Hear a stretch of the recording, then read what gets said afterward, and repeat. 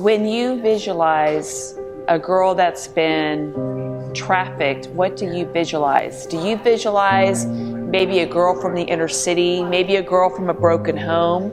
Or could you possibly visualize it could be your best friend sitting next to you in English class? Did you know that Houston, Texas is the #1 city for trafficking in the United States? Why is that?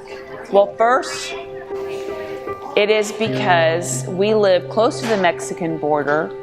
It is also because we have a huge I-10 freeway where there's so much activity with traffickers coming in and out and through our city. What do you do if you suspect that your daughter or your friend or maybe even somebody that's just an acquaintance is being trafficked? The first thing that you do is you tell an adult, because you don't want to live for the rest of your life saying, I wish I would have said something. You don't want to live with regrets. So be brave, be courageous, speak up, and take action. Be the voice in your friend's life that makes a difference, perhaps between life and death.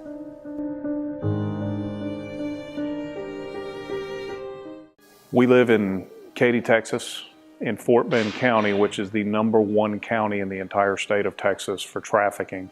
It's not the border, it's not in the inner cities, it's in the suburbs, the places where people go to get away from these issues and these problems. And this is organized crime.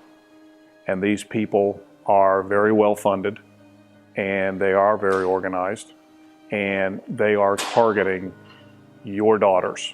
They targeted my daughter. It could be something as simple as offering them cigarettes. Our daughter was a varsity athlete who never drank or smoked, and we found her hidden in her closet drinking tequila and sneaking out of our house at 3 in the morning to smoke cigarettes given to her by people who spent a year recruiting her and getting her ready so that when she turned 18, she would voluntarily walk out of our house and never come back. It happened to us. It's happening all over Fort Bend County.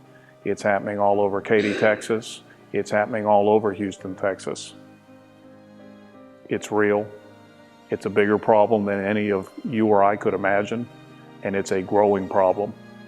And the first step is for parents to be aware and to be proactive and to talk to our kids. 80% of everybody on social media are sexual predators and trafficking predators who are looking for our kids, who are seeking out our kids and befriending our kids. And Snapchat is one of the worst branches of social media for this. So don't be afraid to have your child get mad at you, even dislike you or hate you. In the short term, it's a lot better than what we have been through the last 14 months in our life with our daughter.